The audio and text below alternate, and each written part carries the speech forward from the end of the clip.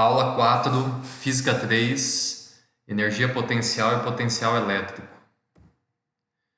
Conteúdo dessa aula: energia potencial elétrica, U, potencial elétrico V, cálculo do potencial elétrico V para carga pontual e superfícies equipotenciais.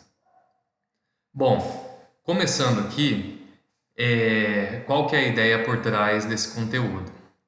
Na aula passada, a gente realizou o cálculo de campo elétrico, né? E a gente viu que o campo elétrico é um vetor. E o cálculo vetorial, por envolver módulo, direção e sentido, ele é um cálculo um pouco mais complexo do que o cálculo envolvendo só números, né? Vocês viram lá os exemplos. E quando eu tenho poucas partículas, né? Então a gente fez lá um exemplo para 3 partículas, né? Isso são poucas partículas. Geralmente nós trabalhamos com muito mais, né? Partículas, muito mais elétrons, né? Então se você pegar, por exemplo, o material condutor, quando ele conduz, né, uma corrente elétrica, ele conduz muito mais do que 3 elétrons, né? É um número incontável de elétrons, né? E aí eu acho que a gente consegue imaginar que para 3, 4 elétrons a gente consegue fazer um cálculo relativo, até fácil, né? Vetorial do campo elétrico. Só que se você aumentar muito o número de partículas, o cálculo vetorial acaba ficando inviável. Ele fica muito grande, muito complexo, tá? Então, para isso agora, né, a gente vai mudar um pouco de enfoque, né? Então a gente vai sair daquele cálculo de força e campo elétrico usando vetor e vai passar a trabalhar mais com cálculo de energia, tá? Por que cálculo de energia? Porque, como vocês já viram lá em Física 1, né? Energia é uma grandeza escalar. Então, ela lida só com a forma algébrica, né, do valor. Ele pode ser positivo, é um número, pode ser positivo ou negativo, não tem direção e sentido como o vetor tem. Então, os cálculos, né, e a abrangência ali do problema fica mais fácil, tá? E então a gente vai começar a dar o enfoque energético para os problemas, tá bom? Então, não que a gente não vá mais falar em força e principalmente campo elétrico, que a gente ainda vai falar bastante de campo elétrico, tá? Só que o enfoque nosso agora vai ser outro, vai ser, como eu disse, mais voltado para a energia, tá? Então, primeira coisa, né? Como que a gente vai definir essa energia, que eu vou chamar de energia potencial elétrica, né? Como que a gente vai definir essa energia potencial? Então, vamos ver aqui. Se temos um sistema fechado com certa configuração de cargas positivas ou negativas, podemos associar um valor de energia a esse sistema. Então, se você tem em uma certa região uma quantidade de cargas positivas próximas a uma certa quantidade de carga negativa, ou só carga positiva, ou só carga negativa, tanto faz, tá? Se você tem uma região do espaço onde tenha um amontoado de cargas, você pode definir que esse amontoado de cargas é um sistema, tá? Então aqui, ó, tenho duas cargas, Q1 e Q2, e eu fechei essas duas cargas numa curva imaginária aqui que eu chamei o que está dentro aí de sistema. Então eu tenho um sistema aqui com duas cargas, né, uma positiva e uma negativa. E a esse sistema eu vou falar que existe uma energia potencial que eu vou chamar de ΔU, ou simplesmente U. Vocês vão ver lá na frente que esse delta aqui acaba sumindo. Então aqui, ó, eu vou falar que esse sistema, né, com essas duas cargas e com as interações dessas duas cargas através do campo elétrico, esse sistema vai produzir uma certa energia potencial U, tá? Então podem notar que o campo elétrico aqui sai da carga positiva e morre na negativa, e você tem as duas cargas ainda separadas a uma distância r, tá? Então como que a gente calcula esse ΔU, essa energia potencial? Então a gente vai usar um conceito que vocês também provavelmente devem ter estudado em Física 1, quando estudaram energia, que é esse aqui, ó. O ΔU, que é a variação de energia potencial. Lembra que o delta sempre significa variação. Tá? A variação de energia potencial é igual ao negativo do trabalho. O que seria o trabalho? O trabalho é quando uma força desloca uma partícula, um objeto. Então, nesse caso, como que vocês pensam? A força elétrica deslocando uma partícula. Tá? Então, essa relação aqui é bem conhecida. É da mecânica, tá? ΔU é igual ao negativo do trabalho. Ou seja, a variação de energia potencial é o negativo do trabalho, realizado por uma força elétrica sobre uma carga de prova que é zero. Tá? Podemos calcular o trabalho de uma força variável integrando a mesma de um ponto a outro do sistema, que nesse caso é o deslocamento sofrido pela carga de prova. Então aqui dá uma olhada. O Q0 é a carga de prova, o Q1 é a carga positiva. Se ambas cargas são positivas, Q1 vai exercer uma força de repulsão, uma força elétrica, de repulsão em Q0. E vamos supor que Q0 esteja livre para se movimentar, então ela se movimenta daqui até aqui. Durante esse movimento, a força elétrica está realizando uma certa quantidade de trabalho. Por quê? Porque essa força elétrica está deslocando essa carga. Tá? E essa carga se deslocou de RI, da posição inicial RI, que é a posição que ela tinha antes, e até a posição RF, que é a posição final da partícula, tomando como origem a carga Q1. Tá? Olha só, então, se a gente quiser encontrar o ΔU dessa configuração, nós teremos que calcular o trabalho. E o trabalho, a forma de calcular o trabalho é bem conhecida, também lá de mecânica, que é trabalho é igual a integral da posição inicial até a posição final, da força vezes o dr, que significa o infinitesimal do deslocamento. Tá? A gente vai aplicar essa integral para o nosso caso de força elétrica, integrar e encontrar uma fórmula, tá?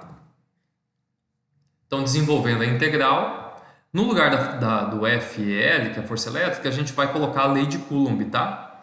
Então, fica integral de RI até RF de 1 sobre 4πε0, Q1, Q0, dividido por R ao quadrado, dr. Essa aqui é a lei de Coulomb, tá? Lembra que quando você tem constantes dentro da integral, essas constantes elas saem da integral. O que é constante aqui?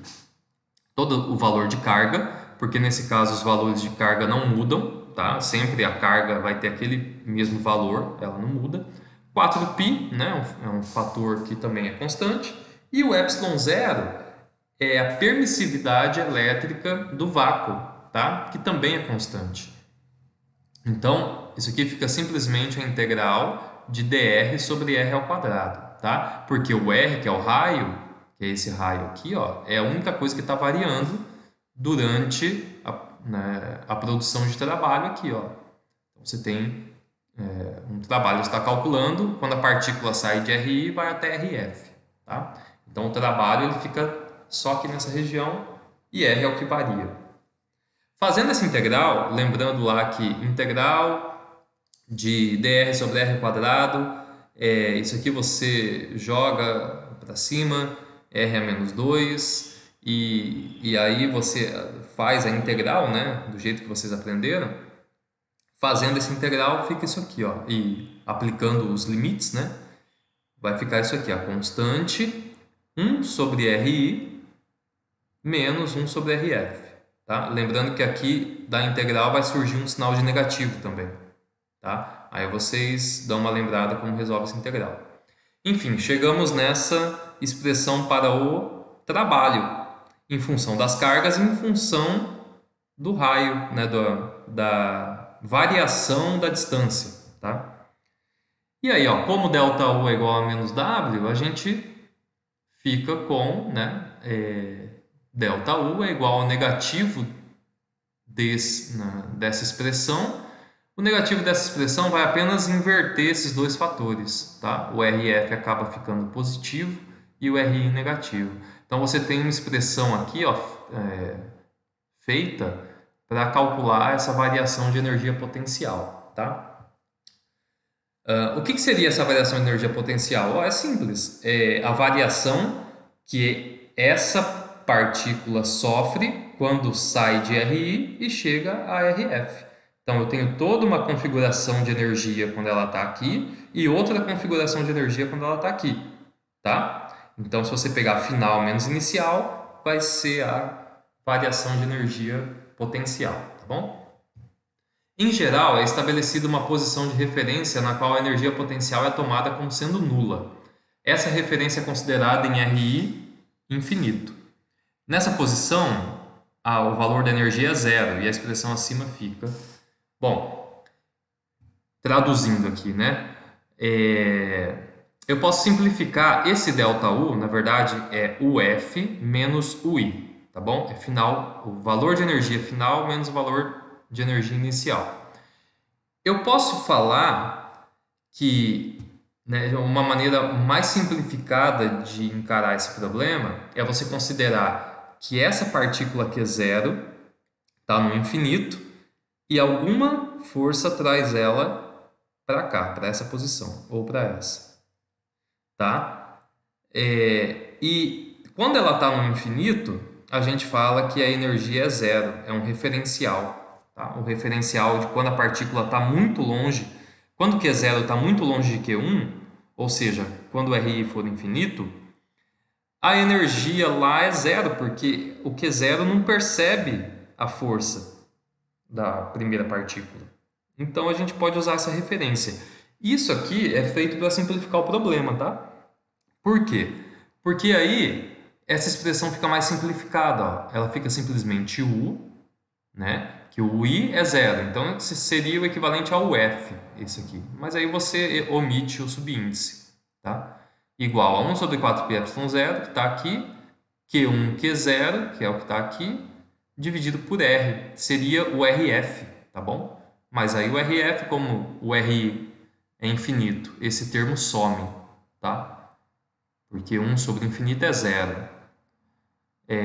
E aqui fica RF, você simplesmente omitiu o índice aqui. Tá, resumindo, é uma fórmula para calcular a energia potencial de uma carga pontual a uma distância R. Tá? Então, resumindo, essa é a energia que essa partícula sente, né? Vamos reformular. Essa é a energia produzida por Q1 que o Q0 está sentindo, vamos dizer assim, tá? Só que a gente ainda pode pegar aquela expressão e ver qual que é a energia por unidade de carga de prova. Por quê? Para simplificar. O que está importando aqui para mim não é nem o Q0. O Q0 é uma carga de prova, eu posso colocar o que eu quiser aqui. O que está importando é realmente a energia que a carga maior aqui, ó, que o Q1 está produzindo. Então eu posso pegar simplesmente essa expressão, dividir ela por Q0, tá? E aí eu vou pegar o quê? A energia por unidade de carga. Quando eu pego a energia por unidade de carga, eu estou falando já de outra grandeza. Eu estou falando de uma coisa que chama potencial elétrico, V. Tá? Então, isso aqui já é uma outra grandeza, é o potencial elétrico. Então, você tem energia potencial, que é o U, e você tem o potencial elétrico, que é o V. É quase a mesma coisa um do outro. A única coisa que muda é que o V é o U dividido por Q0. Tá? É mais fácil de trabalhar assim. Então, daqui para frente, nós vamos usar muito esse V aqui, ó, que é chamado de potencial elétrico. Tá? É ele que vai fornecer a energia do sistema. E a gente vai ver lá para frente que é ele que vai produzir uma coisa importante, que é corrente elétrica. Tá? Com isso, as propriedades energéticas se tornam independentes da carga de prova, que é zero, dependendo apenas do campo elétrico e da região de análise. Se você quiser pegar o ΔV, geralmente é isso aqui que vai importar para a gente, ó, a diferença de potencial. Tá? Então, essa palavrinha a gente vai usar bastante daqui para frente. Diferença de potencial, tá? Chama DDP. Então, a diferença de potencial ela vai ser VF menos VI, final menos inicial. Então, imagine uma partícula numa posição inicial que vai para uma posição final. Se você diminuir o valor VF menos VI, vai dar a diferença de potencial, tá? Então, aqui ele só está falando que a diferença de potencial é ΔU sobre Q0, tá? Como ΔU é menos o trabalho, a gente pode escrever o ΔV como isso aqui, tá? Se usarmos a referência U no infinito, da mesma forma que a gente fez, encontramos expressão para o cálculo do potencial em um ponto específico do espaço, tá? Da mesma forma que a gente fez. A gente vai acabar nem usando muito essa aqui, tá, pessoal? A gente vai usar mais essa aqui, ó. Potencial elétrico de uma carga pontual, tá? Então, olha só, o que vai interessar para a gente aqui é saber qual que é o potencial elétrico produzido por uma carga pontual, parecido com o problema que a gente tinha inicialmente, tá? Basta, para a gente encontrar esse V, basta a gente pegar o U e dividir por Q0, não é? Que a gente já tinha visto antes. Quando você pega o U e divide por Q0, esse Q0 vai sumir e fica somente essa expressão para o V, tá? 1 sobre 4πε0 Q sobre R. Então, quando nós formos calcular o potencial elétrico devido a uma carga elétrica, tá? Uma única carga elétrica, a uma certa distância R dessa carga, a gente vai usar essa expressão, tá? Então, aqui que entra como que é feito o cálculo na prática, tá? Então, você vai ter um grupo de cargas pontuais. E simplesmente, se você quiser o potencial total que essas cargas produzem em alguma região, você vai simplesmente somar, olha aqui, ó, somar o potencial de cada carga, tá? Como que lê essa expressão aqui, ó? O V, que é o potencial total, vai ser igual à somatória, né? O somatório, de I igual a 1 até N. Então, você vai somar da primeira carga até a enésima carga, aí, né, o N varia de quantas cargas você tiver, tá? E essa soma é feita no subíndice I, tá? Vocês já devem conhecer essa notação também. Aqui ele só substituiu no lugar do V a fórmula, essa fórmula aqui que a gente já descobriu, tá? Sendo que a única coisa, 1 sobre 4πε0 é constante, você pode deixar em evidência no somatório. E a única coisa que vai mudar vai ser o valor de cada carga dividido pelo valor de cada distância de carga, tá? Então aqui, ó, é uma soma algébrica, tá? Aqui que está a facilidade de usar o potencial ao invés de usar uma soma de campo elétrico, tá? Como eu falei no início, campo elétrico é vetor. Vetor é um pouquinho complicado de... tem mais coisas, né, para se considerar, direção e sentido, acaba sendo mais complicado o cálculo. Aqui o cálculo sai de forma algébrica, tá? Essa é a grande vantagem. Vamos pegar o exemplo 1 então. Qual é o valor do potencial elétrico no ponto P, situado no centro do quadrado de cargas pontuais que aparece na figura 24.8a, que é essa aqui? A distância D é 1,3 metros e as cargas são, ó, deu a distância D. Essas cargas estão situadas no vértice desse quadrado. Deu o valor de cada carga. Q1 mais 12 nanocoulomb. Lembrando que nano é 10 a menos 9. Tá? Q2 negativa, tá vendo? Ó? Menos 24 nanocoulomb. Q3 mais 31. E Q4 mais 17. Pessoal, aqui, como é uma soma algébrica, eu tenho que considerar o sinal negativo, tá? Então, aqui, quando você for fazer a soma, tem que colocar o sinal negativo, tá bom? Diferente lá do campo elétrico que a gente trabalhava em módulo, né? Enfim, vamos aqui, ó. Primeira coisa que você tem que ver aqui são essas distâncias, ó. Ele quer... vamos entender melhor o problema, né? Você tem 4 cargas aqui e essas 4 cargas produzem conjuntamente um certo valor de potencial em qualquer ponto aqui. Só que eu quero o valor de potencial exatamente no centro do quadrado aqui, ó, tá? Então é uma soma algébrica. Então eu tenho aqui, ó, que o Q1 produz um potencial aqui, só que eu tenho que descobrir essa distância, tá? O Q2 produz outro potencial aqui, só que eu também tenho que descobrir essa distância. Mas como é um quadrado, essas distâncias são iguais. E como que eu descubro essas distâncias? Olha só, eu tenho daqui até aqui d sobre 2, né? Que é a metade do comprimento d. Aqui eu também tenho d sobre 2, que é a metade desse comprimento d aqui de baixo. E aí, aqui eu posso formar um triângulo retângulo. E eu encontro que essa distância é d dividido por raiz de 2. Como? Usando o teorema de Pitágoras, tá? Então aí eu deixo vocês descobrirem, usando o teorema de Pitágoras, né? Cateto ao quadrado, então esse lado ao quadrado mais esse outro lado ao quadrado, que é o outro cateto, é igual à hipotenusa, que é esse lado ao quadrado. Chama isso aqui de x, tá? Resolve, você vai ver que vale d dividido por raiz de 2.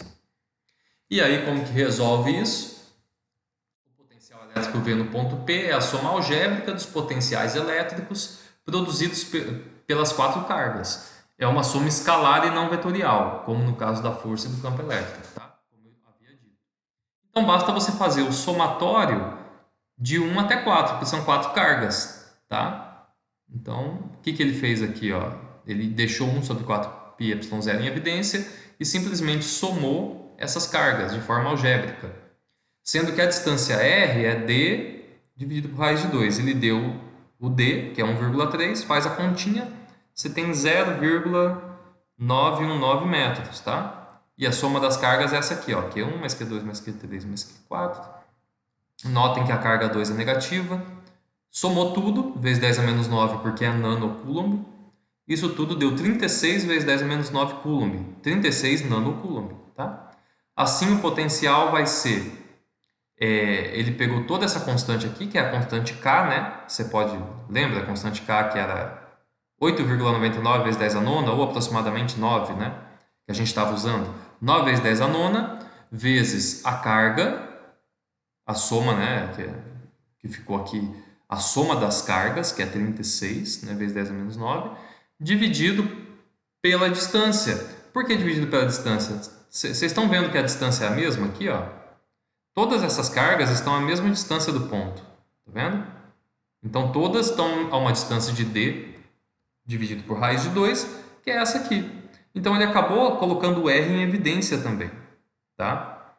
Então, fazendo essa conta, você tem que o potencial lá naquele ponto P é de 350 volts, tá?